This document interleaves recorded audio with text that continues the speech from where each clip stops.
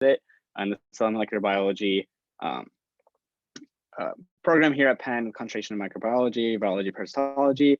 She's in the lab of Joseph St. Jem, as am I, so I'm lucky to have her as a great lab mate and awesome mentor as well. And she's also a BioRender ambassador, and so she's here today to give us a seminar. And it'll be also recorded and posted on the website, so you guys can look at it later. Also, just keeping things, please put your questions in the chat. And then after Nina's seminar, we'll go around and start giving out the questions, and then she'll answer them at the end of the seminar. But yeah, that's pretty much all I have. But yeah, Nina, if you can take it away, introduce yourself as well. All right, thank you, Kevin, for that really nice introduction. Yeah, so as Kevin said, my name is Nina Montoya. I'm really excited to talk to you all today. I'm so glad that you all are here. And I really hope that this presentation is helpful for people of all levels, using BioRender, or if you're just starting to use BioRender or just starting to make figures and models in general, this should be really helpful. If you're a seasoned BioRender user, this should help you maximize your usage and, get the most out of it. So my goal today is going to be to introduce you to the nuts and bolts of BioRender, walk you through some ideas about what makes good figures or good graphics, and then actually in real time show you some tools in BioRender in hopes that you can apply them as you go forward making figures. So for the bulk of the presentation, I'm actually going to have to turn my video off just so I can have my computer navigate between PowerPoint, Zoom, and online in BioRender. So I'll unfortunately you won't be able to see my face, but once I am finished through the BioRender things, I'll turn my video back on so you can ask me questions and it'll feel a little more personal. So let me share some slides and then we will get started.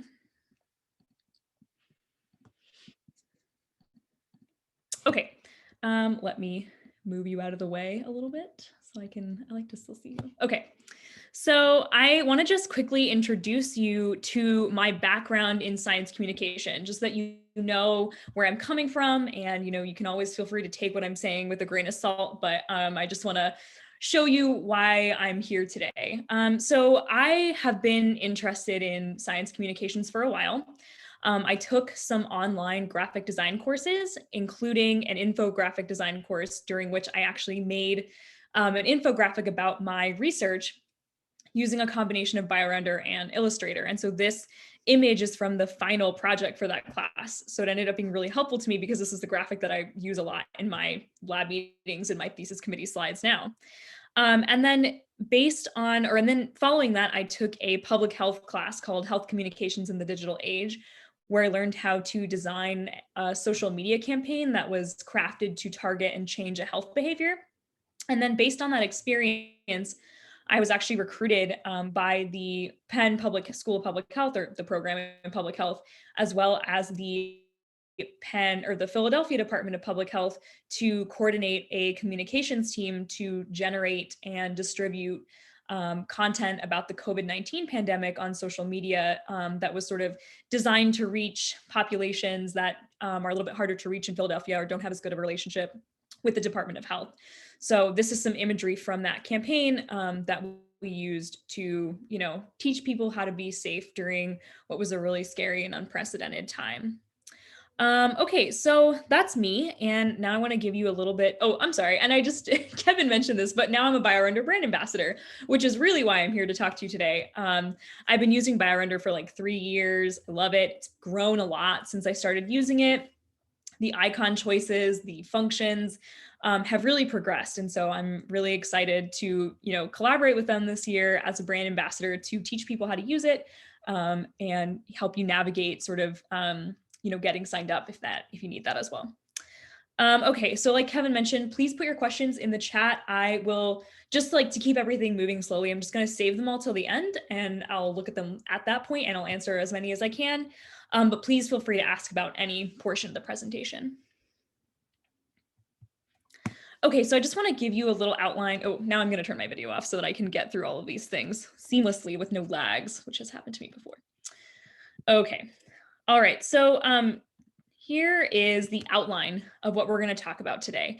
So I'm going to start by talking about the BioRender basics. And then I'm going to talk about the infographic non-negotiables, or the things that I think are important to always consider when you're planning a figure.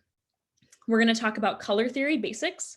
And then I'm going to be super brief and talk about fonts, just a couple of slides. And then I'm going to give you some tips on how to declutter your figures.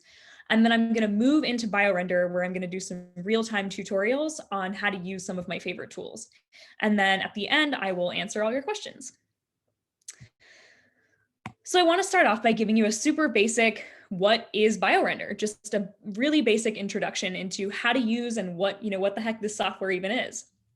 So BioRender is briefly an online illustration software that allows you to quickly make scientific figures or images that are really beautiful by creating from an icon library of pre-illustrated customizable icons and templates. BioRender has a very large icon library that is always expanding and includes icons from various scientific disciplines. Here are just a couple of examples of some of the icon packs you can use. So they have engineering materials now, lots of virology and bacteriology, epigenetics, a whole host of things.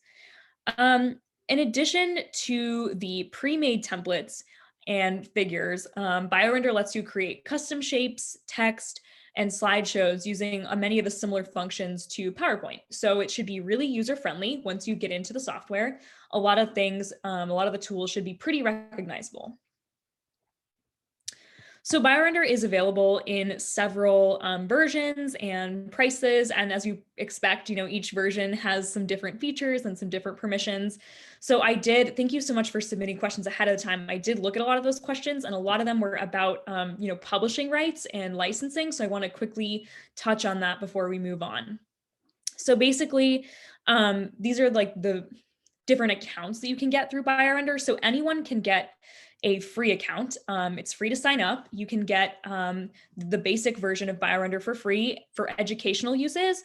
So what that means is that you can store up to 5 images at one time within your account. And you are free to use those images for educational purposes only. And I'll get into a little bit more about what that really means on the next slide.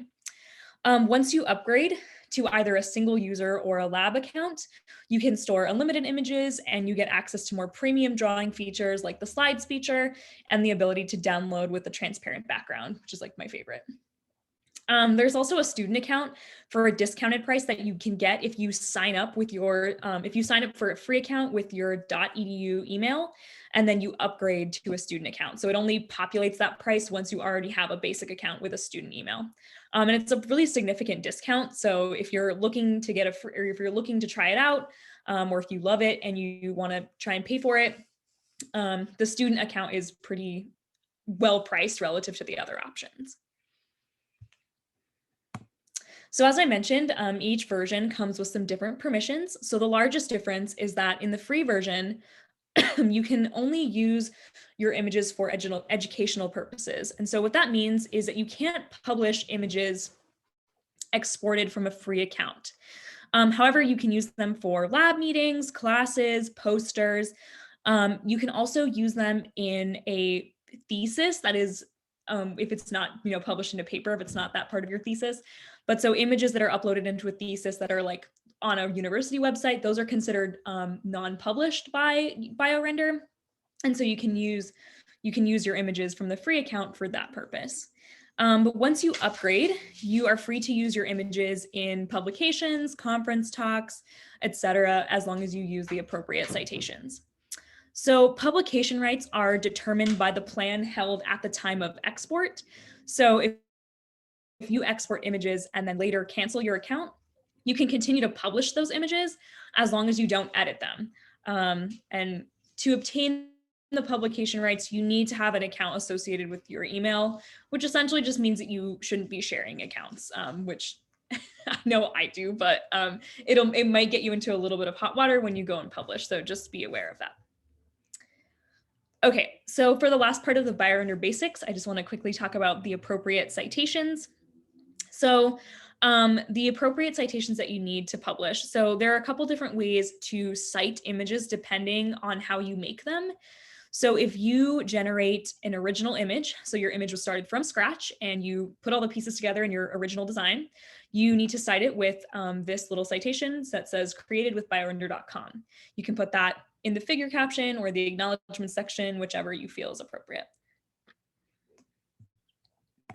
If you start with a pre-made template and you modify it, you should use the citation adapted from and then include the full name of the template, and then use the link to the templates. If you use a template and you don't change it, you use it exactly as is, you should use a similar citation, but instead of adapted from, you say reprinted from, and then the full name of the template, and then the link to the templates. Okay, so those are the nuts and bolts of BioRender and sort of the pricing and the permissions.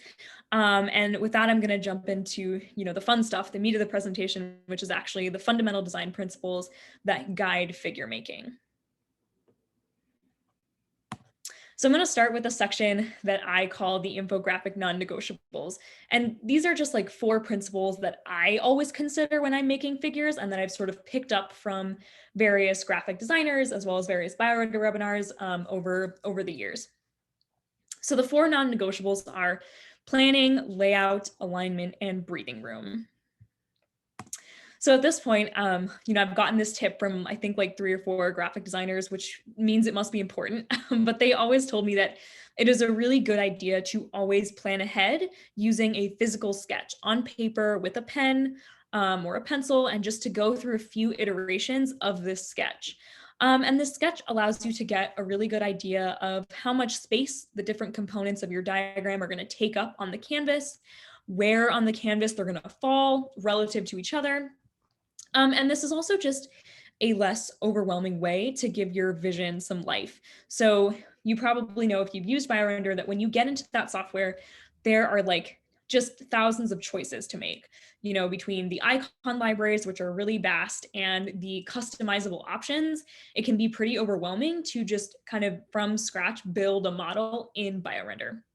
If you start with a sketch, you can instead, fit pieces into your sketch so that you can fit icons into the idea that you already have, as opposed to just creating it, from scratch with all of those options at your disposal. So it just kind of helps you keep focused. And it definitely cuts down the time. So this is my sketch from my infographic design course. And this is the final graphic. So as you can see, I really stuck to my sketch because I had gone through several versions of that sketch. And so that sketch really helped me get from point A to point B. So definitely, if you have the time, start with a sketch. So the next thing that you should be mindful of is the layout of your graphic or your composition. You want to think about how your items or how your elements flow on the page and how that's going to appear to your viewers. So it's helpful to think about how we naturally read things. So in English print culture, we read from left to right. So these unidirectional type of layouts or vertical layouts, these are pretty easy to follow for people. They have a clear starting point and an end point, and so they make it really, not a lot of guesswork for your viewers. If you are going to use a cyclical composition, that tends to work really well, especially if you're diagramming something that is in fact like a cyclical process, but you definitely want to make it clear where your viewers should start looking. The other thing, or the other composition that works pretty well, is a Z-shaped composition. So this mimics how we read multiple lines on a page. So that can work pretty well as long as you leave enough space in between the 2 rows of elements. That way it's very clear that you sort of start here and then you skip all the way down back to the left. Essentially, the things that you want to stay away from are M-shaped and L-shaped diagrams. It's really hard for the viewer if the eye has to pop up and down the screen or up and down the page to find the next step. And then the L-shaped diagrams kind of lack a clear starting point. And all of this information comes from a really great webinar. BioRender does a lot of webinars. They do them pretty frequently. They're actually having like a webinar series right now. They all end up on their website in the Learning Hub following, after the webinar has happened. So this comes from the one on designing graphical abstracts. This particular section occurs at 9 minutes. I've linked it down below if you want a better explanation or just a more detailed explanation of this. Go check those out. Okay, so the other thing that can be really helpful is to mock out your layout using a grid and some dummy shapes before you start fitting things into it.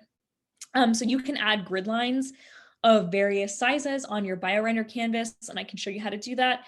And this is really helpful for sort of seeing how your components fit with each other, how they flow, but it also helps you consciously include margins that are the same size between all of your shapes. So this is particularly important if you're generating a diagram or a slide that has a lot of text boxes or a lot of rectangularly bounded items. You want to make sure that the spaces in between them are the same size. My infographic design teacher told us he would not accept infographics that had different size margins because it's a pretty dead giveaway that your diagram is not professional, or you just haven't considered that or haven't taken enough time to do that. So if you're building something that has a lot of text boxes or a lot of same type of shapes, make sure that the margins are the same. So the next non-negotiable, and arguably one of the most important, is alignment. So shapes that are in the same plane need to be aligned. Text boxes and labels, titles, those things need to be aligned to each other if they're in the same plane, as well as to their respective icon that they're labeling. So another sort of special case of alignment is if your diagram has a timeline, like a infection chronology, which I know a lot of us make for mouse infections, or just a general like timeline to show chronology. You should, pay careful attention to the little ticks in the timeline and make sure that they're aligned and also spaced to scale. So currently, like these shapes, just for example, these are all out of alignment. Their labels are also out of alignment. And even though it's actually pretty subtle, this can actually be really distracting to a viewer who is taking a first look at your diagram. And it's really easy to align these things, and this is what it looks like afterwards. So much less chaotic, much cleaner, not distracting to the viewer. They're not looking at these little misalignments, they're looking at, the information. And the alignment tools, I didn't put them in this presentation, but the alignment tools in BioRender are basically the same as they are in PowerPoint. You can use grid lines, you can use guidelines, which I might demo for you later if I have time. You can, just select all the items and then go to the Align tab. BioRender has the same sort of alignment functions as PowerPoint. There's also a tutorial on how to align things in the BioRender Learning Hub as well. So the final non-negotiable is breathing room, which is essentially just what that means is just like a use of white space. So when the components of a graphic are too close together, like they are here on the left, they are really hard to read and they feel kind of chaotic. It's also harder for the viewer to know where to start looking. It also would be, in this case, maybe a bit challenging to figure out which row of elements these labels are attached to. You sort of have to look at the whole diagram and see, okay, there are labels on the bottom, which means these ones must go to the top row. But that takes a lot of work. You want it to be really simple, and you don't want to take away from, your viewer interpreting your content.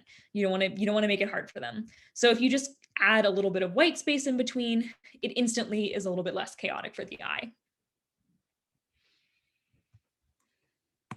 So within the concept of breathing room, I'm going to give margins a special shout out. So it's really important to leave margins in your piece, especially on the edges of your canvas.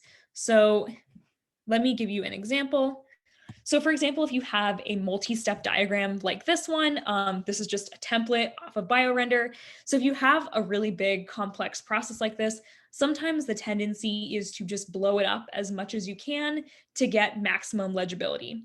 And as a result, sometimes what happens is you push it all the way to the edge of the canvas. And this actually, like, at least for me, like this is actually, it feels uncomfortable to see these pushed all the way up against the edge. But instead, if you just, shrink the image just a little bit, not too much, just to leave a margin of the same size all the way around this canvas. I'm sorry, my cursor froze a little bit. It actually just feels better to look at. And honestly, you haven't really compromised on legibility too much just by shrinking it a little bit. In addition, this is a really complicated diagram. So if you were presenting this in a talk, you might animate some of these pieces to come in at a later time as you talk about them. And that's also really helpful to make your content a little easier to digest. But including the margin on the outside is just a great standalone step to making your content easier to look at for your viewer. Okay, so those are the graphic non-negotiables. I'm gonna move on to some color theory basics. And again, feel free to put questions in the chat about any of these topics, and I'll come back to them at the end. Okay, so just for color theory quickly. So this is a color wheel, super basic. I'm sure that most of us have seen this in an art class somewhere before. Just to orient you about how we talk about the color wheel, we have complementary colors, which are across from each other on the color wheel. So that would be yellow, purple, blue, orange, and red, green. And then we have analogous colors, which are adjacent to each other. So that would be like red, orange, yellow. Those are analogous. Purple, blue, green. Those are all analogous. And you can use colors in several ways to draw attention to certain items and to convey different types of meaning. So the best way to make your diagrams easy to understand and call attention to important information is to develop really good contrast. And there are a couple ways to do that using color. So you can develop contrast by muting background colors and then using saturated foreground colors. So in this case, what I'm showing you here on the left is a bacterial outer membrane. And what I've done with this outer membrane is I've just taken the opacity down. So I've made this whole object more transparent. And in doing so, I've muted the color palette. And then what I've done with the foreground elements is I've just used full opacity colors, so fully saturated, brighter colors. And essentially what that ends up looking like is that these foreground elements really pop against this background. Alternatively, you could use complementary colors to achieve a similar result. So in this case on the right, this is the same diagram, just different color schemes. So I've left the bacterial outer membrane at full opacity, so it's fully saturated. And then I've put these complementary colors. So this background has a lot of purplish, pinkish, bluish hues to it. So what I've done on top is I've used a green, this bright yellow, even this bright coral color. These will all pop against this background, which has a lot of different, undertones. So just want to give you another example of how, using saturated and muted colors really draws the eye's attention. So this is actually a diagram that I made for my prelim presentation when I was a second year. This is supposed to be a diagram of complement deposition at the bacterial surface. And essentially, this is when I first started using BioRender. And essentially what I did was I made everything saturated color. And what I wanted this diagram to convey, or I wanted these little complement proteins to pop out against the background. But because I used all saturated colors, basically everything popped, so nothing popped, right? The saturated colors did not stand out because the whole diagram is too saturated. So when I remade this diagram, what I did, among other design choices, I muted the background colors. So I made everything on this bacterial surface just really, really transparent. So it's very, very muted. And then what I did with my complement fragments is I made them fully opaque, so fully saturated. And what that ends up, resulting in is that these are the things that pop out. And I could probably even push this further by choosing brighter colors for these complement proteins. Excuse me. So a great way to make sure that you've developed contrast is actually to preview your images in grayscale. And this is, I'm going to show you how to do this in BioRender later. But essentially, this is the same image, just this is the grayscale version, this is the full color version. And what I've done is I've just toggled it so that it's in grayscale, and I can see that these proteins that are in the foreground, these are by far the darkest elements on this diagram. And they really stand out when they're in black and white. So having said that, I can be pretty confident that they also stand out when they're in full color. So using grayscale is a really great way to make sure that your different pieces are standing out. So in opposition to contrasting colors or complementary colors, sometimes you want to use colors to indicate that things are similar. So analogous colors are a really good way to do that. Remember, analogous colors are the ones that are next to each other on the color wheel. I think analogous colors also just look really nice together. So if you're kind of struggling for color choices or not quite sure where to start with that, analogous colors just look aesthetically pleasing together. So essentially what I've done here is I've used these analogous colors, these different oranges and yellows, to show that this group of molecules is all similar. They're all similar to each other, and all the residues within them are similar. And essentially I also have the other form of color usage working here, where I've also used this complementary color, which is blue, to show that this group of molecules is similar, and by extension, this group is different than this group. So I sort of have both means of color association working in this figure. So on that note, you want to be mindful of color association. So for example, let's say that we're trying to use this diagram to distinguish the downstream pathways of these two different receptors. So basically, at first pass, I just chose a bunch of random colors for all of these downstream proteins because I wanted to show that all of these proteins are different, right? A is not B, B is not C, B is not I. So I just chose a bunch of random colors. But when I got to the bottom here, I actually kind of chose accidentally two colors that are similarly, they're in the same color family. They're both like red. And at first pass, to a viewer who doesn't know anything else about my figure, they actually might think that these proteins are similar, or they're part of the same family, or maybe they have similar functions.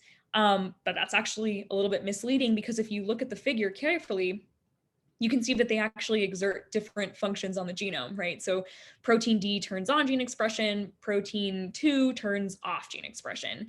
Accidentally, I've just created sort of a color association, a false color association, or a false association because I used too close of a color.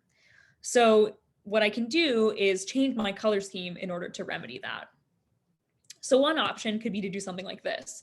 So instead of using a bunch of random colors, I've just used an analogous color scheme, and I've matched the colors of the downstream receptors to the colors, or the color of the receptor to the downstream components. So everything in this pathway is a shade of blue, and everything in this pathway is a shade of green, and they match their respective receptors. So this makes it clear that the components are different. The pathways are two separate pathways, and I don't have any false associations between individual proteins because of my color scheme.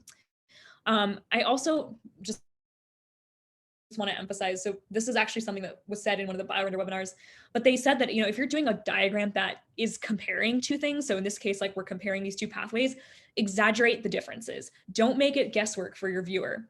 If I want to show that these two pathways are separate, I should make all of these the same color, and I should make all of these a similar color, just to really drive home that these two pathways are different pathways. So always make it easy for your viewer. Exaggerate any differences that you want to see and that you want your viewers to see, really. So related to color association, you want to be mindful about the underlying meaning behind colors. So typically in scientific diagrams, warm colors represent villains and cool colors represent heroes. So in this case, my invading pathogen is red and my macrophage is blue. So you just want to keep in mind, this isn't always the case, and you'll know which pieces of your diagram sort of convey that meaning and which don't. But you always want to be mindful of any underlying meanings that your viewers are going to bring to your figures, and you want to just choose colors that play to those interpretations as opposed to counteract them. Again, just to make it an easier interpretation experience for your viewer. And if you are stuck on choosing color schemes, because I get it, choosing colors is not super intuitive for everybody, you can go to a website like this. It's called Color Hunt. There are lots of similar websites that have color schemes that are curated for you by designers, by artists. So they look nice together generally. You'll still have to use your discretion when choosing the correct one for your project, but they're really nice as a starting point. And so if you're using the pre-illustrated icons in BioRender, usually those have a limited range of colors for you to choose from. So you can and those are preset, so you can use these color schemes as inspiration. But if you're using your own custom shapes in BioRender, you can actually just custom color them by copying and pasting the little color code from the website, and then pasting it right into BioRender, into the color tool, and that'll immediately populate the color into your shape. So it's a really great tool if you need help, finding colors. I use it all the time. Okay, so that's it on color. We're gonna move into fonts, and like I said in the outline, I'm gonna be like really brief about fonts and text hierarchies. So just in general, sans serif fonts are better for on-screen legibility, and serif fonts are better for print. So if you're doing anything digital, you want to stick to fonts like Calibri, Helvetica, Arial, things without the little serifs, which are the little, little ticks on the end of the letters. Those are just typically easier to read when you're reading off a screen. So the last thing I want to say about texts is to use text hierarchies for clarity if your graphic has a lot of different pieces of text. And so what I mean by using, text hierarchies is you want to be very clear. You want to distinguish clearly between titles, headers, subheaders, figure legends, and you want to be consistent in the way that you do it. So this is an example from one of my infographics, but essentially like my titles were all like this, very large font. So it's very clear that it's a title. I had several headers in my graphic. And so I made all of those bold, and then all of my subheaders or my figure titles, my figure captions in a sense, were this thinner font. And that was consistent across my whole graphic. So that it was pretty clear to my viewer what type of text they were reading, what was sort of its role on the composition, and maybe to some degree how important that text was. So you should just try and be consistent when you do that. So again, so it's an easy viewing experience for your viewer. Okay, that's really it I want to say about fonts. If you have questions about fonts, happy to talk more about them, but I think those are the big things. So the next thing we're going to talk about is decluttering figures. And this is going to be the last like PowerPoint piece, and then I'm going to move into BioRender. So the first thing to talk about in decluttering is arrows. So I'm sure we're all very aware that arrows are a very important piece of scientific models. They tell viewers chronology. They can be used to identify disparities in the process. They're really, really useful, and we need to be mindful about how we use them. So BioRender has a lot of different arrow and line choices, and they all have like a bit of a different meaning. So I just want to orient you to all of the options. So they have these really great feedback loop arrows, which are pre-drawn in like a circle format for you. And obviously you can use them to denote the presence of a feedback loop. They're color customizable. You can change the size, the length, and they'll stay in that sort of pre-drawn circle, which is really helpful. They have lines with a round end cap, and if you need to use a line to label something, you should always do it with a round end cap. You should always reserve an arrowhead for a process. Again, that just makes it easier for your viewer to tell the difference between a label and an arrow. Again, you don't want to have them guessing. You want to make it very obvious. So if you're labeling something with lines, always use a round end cap. There are also these really cool dotted lines, which I think are super useful, and I've seen them used for really good applications. They're really good at showing sectioning, like in this organ here. You can also use them to show like future and past events. I've seen them used really effectively to show tumor shrinkage. So you can sort of outline the previous location that the tumor occupied. They can also be used to show like weak or intermittent signals, really useful. You can toggle the thickness of an arrow to denote more or less of a process. You can also, I'm sure a lot of us are familiar with transcription and repression arrows or inhibitory arrows. These are pre-drawn for you in BioRender, so you don't have to fiddle with getting two lines to line up with the little elbow. So those are really useful. And then they have these really nice curved arrows, which you can use to show movement. And all of the arrows have the option to include a little faded tail, which I think is just a really beautiful design choice. It just looks really clean on a figure, really nice. So in general, when you're using arrows, you want to use them uniformly across your diagram. And what that actually allows you to do is to use a special arrow, quote unquote, to make a piece of your diagram stand out. So I want to show you what that looks like, just an example. So we're going to go back to our little pathway here of these downstream receptors. And let's say that in this case, we want to emphasize this part of the diagram, maybe this step where C and B translocate to the nucleus. Maybe we're not sure if that happens. Maybe that's the question that we're trying to answer in our project. Or maybe this happens infrequently. And so we want to show that this step is, a little bit different than all the others. So what we can do is keep all of the other arrows the same. So they're all the same color, they're all the same weight, and we can just change this arrow. So here what I've done is made it a little bit of a lighter gray, and I've also made it dashed. And so immediately, without even adding any other text or emphasis, I've already drawn my viewer to this portion of my diagram because it's different. It stands out from all of the other arrows. And of course, you might need some extra text to get the correct interpretation if you're asking this as a question, or if this happens infrequently, you'll probably need to add a little bit more explanation. But even without doing that, you've already drawn the attention to this particular spot. So this is a really great way to make your diagram stand out, or make a specific piece of your diagram stand out.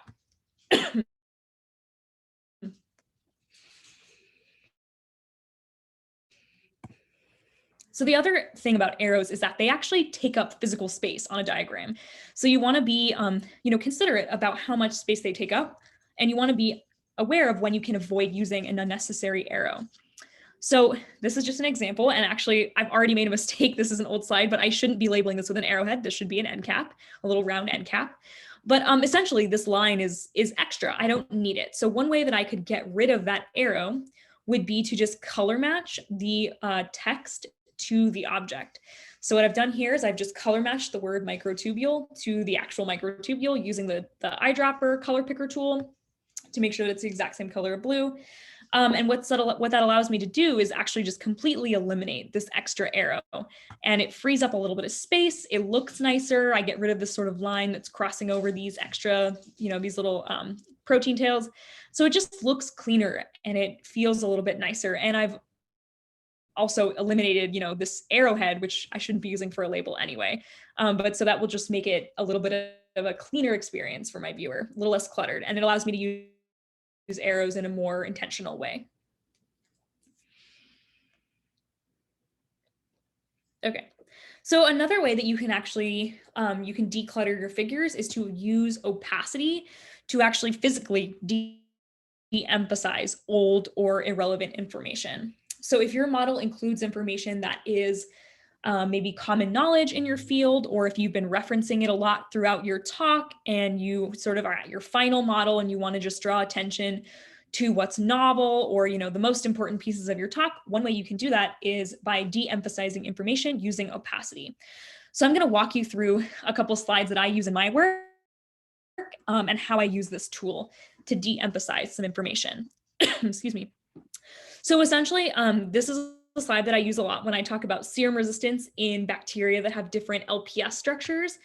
And when I first present this in my talk, I have everything pretty saturated in full color because I'm sort of talking about the role of all of these different outer membrane pieces in the function of serum resistance. But as I go on, I no longer need to reference these other outer membrane features. In fact, they've also been, we've had data that's published on them. So really, it's not the novel portion of what I'm talking about. So I actually just physically drop the saturation, drop the opacity of those background elements, and then make the elements that I'm talking about more saturated. So in this case, I'm talking about these outer membrane proteins. Those are the focal point. In this case, I'm talking about these inhibitory proteins, and you can see that I've also color matched my text to the item to make it even, to make that association even stronger. So one final way that you can declutter your figures is to use zoom callouts. So zoom callouts are really cool. They allow you to really actually physically shrink the pieces of the diagram that don't need as much importance or don't need as much physical space, and to call attention to maybe what's more important in this case, the molecular, what's happening on this cellular level in this plate. So we still need to know that this sample comes from this organ, but we want to focus on what's going on in that Petri dish, which in this case is these cells. So I'm actually going to move into BioRender now and show you how to do this type of circle crop. That's what we're going to start with. So let me share a different part of my screen. Okay. All right. Can everybody see that? Can somebody give me a shout? Great. Okay. So let me go to our circle cropping diagram. Okay. So, oops, I keep forgetting to reset all these things after I give them. Okay, so here is what I want to circle crop. So in this case, I want to show, these bacteria that are adherent to these host cells of some kind. So what I've done in order to make that work is I have grouped these images together. So I put these I put these cells and these bacteria on top of them, and then I grouped them by hitting Command G. So now they're grouped. I can manipulate them as an entire image. And I have this microscope slide that I want to show, that these cells are fixed on this slide, but I don't really want this to occupy too much space. So what I do is I use a zoom call out. So you can actually, these are pre-drawn for you, so you can just search them in the search bar and you can find these zoom callouts. I've chosen to use this one. And then what I'm going to do is I'm going to position my image over the circle, decide where I want it. Then I'm going to go to crop and I'm going to hit the circle. And then all I'm going to do is just fit this into the circle, try and get it as perfect as I can. You get the idea, and then I'll just hit enter. And then now it's perfectly cropped, it fits the circle really nicely, and I can perfectly draw attention to what is most important about this slide. And it saves me a lot of space. I could even shrink this more if I wanted it to be a little smaller. So that looks great. It's a great tool to use. Okay, so that's our first little tutorial. I'm checking the time. Okay, cool. So I'm going to go through some of these other tutorials. Okay, so the next thing we're going to quickly talk about is grouping objects in animation layers. And this is really helpful if you're moving between BioRender and PowerPoint. So a lot of us are going to create on BioRender and then present it on PowerPoint, even though you have this sort of slide function. So let me just, I'm so sorry, I should have like reset these before I presented. I didn't check that they were all reset. Okay, so here's how this works. So the first thing that you want to do to essentially animate an object in BioRender is to make the canvas size the same as it is in PowerPoint. So the default canvas size is not the same as a PowerPoint slide in BioRender. So you'll go to canvas size. I've changed it to 13.3 by 7.5. That's the same as a PowerPoint slide. And then I'll hit to apply all. Okay. And then what you want to do is you want to make your final diagram. So the way that you want it to appear here at the end. So this is what I want my final diagram to look like. And then what you do is you want to choose the items that you want to animate together. So these pieces I want to animate together. So I've grouped them. Similarly, I've grouped these ones, I've grouped these ones, and I've grouped these ones. So those are all my little animation groups. And then you're going to duplicate this slide for as many times as you have animations. So I'm going to have 1, 2, 3, 4 steps in my animation. And then my first slide essentially would just be this little middle piece. So I'm going to duplicate this slide. Oh, I just deleted it. I'm so sorry. Okay, I'm going to duplicate it and I'm going to keep duplicating it until I have 5 of them. Okay, and then what you're going to do is just work backwards. So I'm going to click on slide 4. So this will be the final version. The next slide, I want to get rid of whatever's last. So this is going to be, this one's going to be last. So I'm going to delete that one. I'm going to come to the next slide. I'm going to delete that one. And then I'm going to delete this one because this one is going to be second to last. Then I'm going to delete this one. I'm going to delete this one. And I'm going to delete this one. You get where I'm going here. Oops. And then I need, I think, one more slide. And then I'm going to come down to this one and I'm going to delete this so that I'm left with just this, empty sort of image. And then what you can do is actually you can just, present these slides to make sure that you have what you want, and you present them in the opposite order. So I have this, animate, animate, animate, animate, and that is the perfect order. That's what I wanted. So then what you can do is just export all of these slides. You can export them with a transparent background if you have the premium version. And then you just export all of them, and then you input all those images into PowerPoint, each one on a different slide. Does that make sense? That's sort of the easiest way that I have found to animate within BioRender and then take it into PowerPoint. I think the advantage of doing it this way is that you can make sure that your images don't shift. So when you duplicate the slide, everything stays in the exact spot that it's in. You don't have to worry about items shifting or, just being a little bit off when you animate them. So that's, I think, sort of the easiest way to animate and then transition that into PowerPoint. It's a little complicated, so if you have questions about that, please feel free to ask. Let me do a couple more tutorials and then I will stop for questions. So I'm gonna do this one and then I'm gonna do contrast. Okay, so this one was some of the things that got asked, some of the questions. So one thing that you can do in BioRender is you can actually upload your custom data or your images into BioRender and then incorporate them into your figures. You cannot graph directly in BioRender. They don't have a graphing tool. They have graph icons, but they don't have tools where you can like input data and get a graph. But what you can do is just import your own images. So what you do is you go to uploads. You can also just drag and drop, but for the purposes of this, I'm just going to show you here. You go to upload files. I already have mine here, my dummy data and my other dummy data. I'm going to say open. It'll ask you to give your icons a name. I'm just going to skip that for now and just upload it. I'm going to upload that one as well. And then here's the diagram. So this is my diagram of, my experimental process. And then below it, I want to display my data. So maybe this is like a nice figure. So my images, I just made these in Prism. You can make them in whatever graphing software you use and then upload them as images into BioRender. And now you can sort of manipulate them size-wise, at least within BioRender, and fit them into your figure, which is a really cool tool. It's nice to be able to sort of integrate your own data and your own images into your figures. Okay, so the final thing I want to show you before I stop for questions is how to use the grayscale tool, because I think it is one of the best tips and something that you should definitely start doing. And I do need to reset this one as well. I'm so sorry. Well, you can kind of see where I'm going since I'm going to work backwards. Okay. So essentially what we have here is two of the almost the same cells. So when you are building contrast, you have essentially two options, right? You could do a light background and a dark foreground element, or you could do the converse, which would be a dark background and a light foreground. So I'm going to just go ahead and do that. So for this one, I'm going to make the background lighter. So I'm going to choose this color. I'm going to leave those the way they are. That looks dark enough. I'm going to leave that the way it is.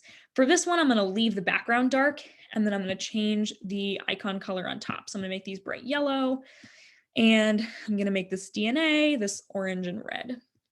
And then what I'll do is I'll go down here to this little half moon tool. This is the grayscale tool. And when you click it, it automatically puts your whole canvas in grayscale. And again, you can use this tool to check if you've developed contrast. So here on the left, this looks pretty good. My foreground elements are definitely popping. My background looks pretty light. I'm happy with that. But if you look on the right, I've actually lost an entire strand of this DNA because it washes with the background. It's too dark. So this is maybe not the best color combination to use. So if I go back, I could continue to further edit this, or I could just continue with the light background. With this, I would probably even drop the opacity. So remember, that's the transparency. That makes your colors a little more muted. I would probably even drop that a little bit to further accentuate these top pieces. And typically this combination, a light background with a dark foreground, is going to give you more choices. You're going to have more color combinations that lend themselves to this configuration than this one. So just something to think about.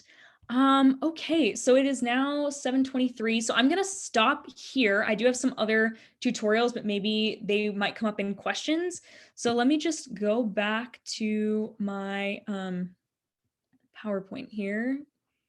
Can people see my PowerPoint, or are you seeing my BioRender screen? I'm not so sure. It's still BioRender. Okay, let me go back to actually, let me just go to my desktop. That'll make it easier. Okay, now can we see my PowerPoint? Yes. Great. Okay, so this is me, this is my email, this is my information. If you don't have BioRender and you want to sign up for a free account, use my referral link. I will maybe drop it in the chat. We'll see if I can copy and paste it. But yeah, I'm gonna stop there and take your questions. So let me turn my video back on so you can see me. So it's feels a little bit less weird. Yeah, are there questions? Kevin, are you guys gonna moderate questions? You want me to just read them? I can actually see the chat, so. You can do however you want if you want to be interactive with the guest, and yeah, or I Yeah, can I read mean, them. if you all have questions and you feel comfortable like unmuting yourself, just unmute yourself. I'm ready to take your questions. Okay, let me go over the ones in the chat. So we have, why did you animate with all those slides backwards? Couldn't you do it forwards, starting with slide 1, being mostly empty and building up components in the forward direction? So yes, you can do that. The reason I do it backwards is because I want everything to animate into the exact spot that it's going to be in the final graphic. So I start by building the entire graphic first and then delete from the final graphic. That way things don't shift as I go forwards, right? I want everything to be in the same spot. So it's easier for me to just see how things fit with each other when I build the whole graphic first. And then because I have the whole graphic built first, I can delete sequentially in the reverse order. And then obviously when you export the slides and put each image into PowerPoint, you'll do it in the forward order. If it works for you easier to do it in the forward direction, that's fine too. I think you can really make sure that things don't shift and that things are all nice relative to each other if you do it the converse. Okay, is there a list of data files for which formats that can be uploaded? Maybe I daydream this, but could you upload PDB files? You can upload PDB files. BioRender also has like a direct, let me just go back to BioRender. It has like a direct link to the PDB file, to PDB. Let me just go in here. So if you, I actually haven't used this function, but it's really cool. So if you look, there's a little tab down here, PDB, and you can actually like create directly in BioRender, and you can also upload PDB files into BioRender. So that's really cool. I hope that answers your question. Let me go back. Does BGS have an institutional license? Okay. So BGS does not currently have an institutional license. I'm working on it. It's really expensive, so they're kind of not excited to pay for it. Currently, your best option for getting a paid version is getting a student version and then potentially trying to have your lab reimburse you for it.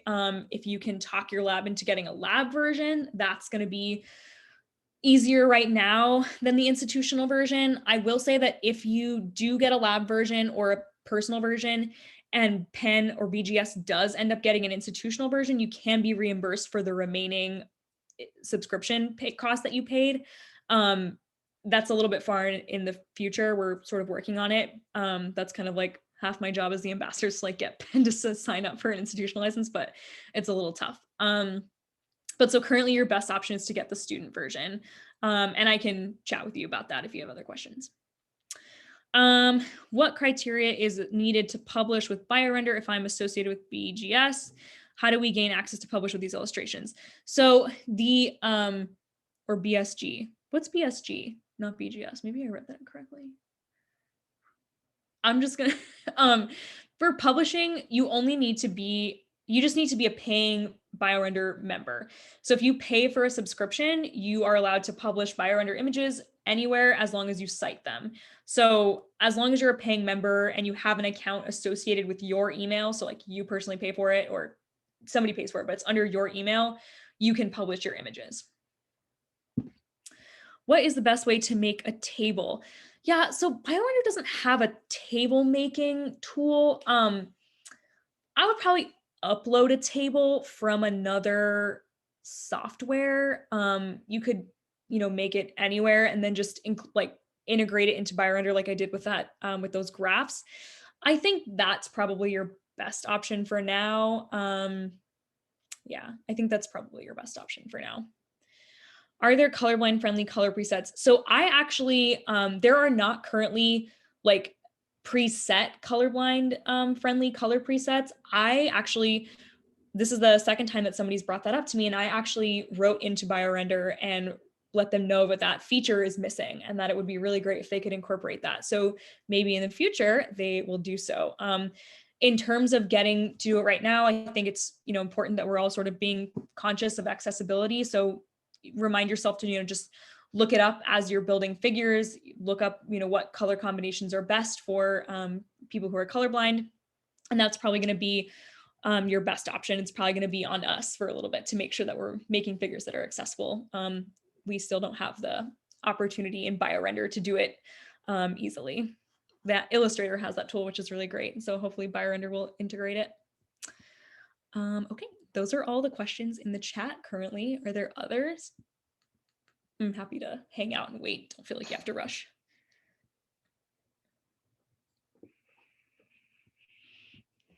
Oh, VGS. Okay, good. No, there's no publication restrictions as long as you are a paying BioRender customer. You should be able to publish.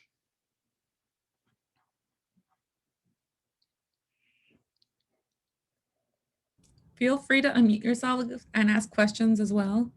Yeah, it's super casual. Like don't worry. I don't bite. Sorry, I should move this off the screen.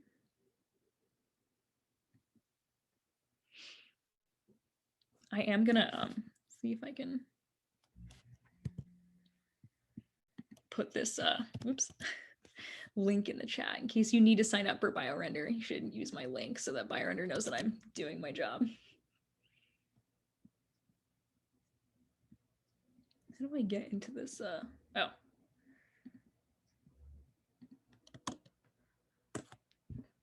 Yay, thank you for signing up. Super appreciate that. That's how they're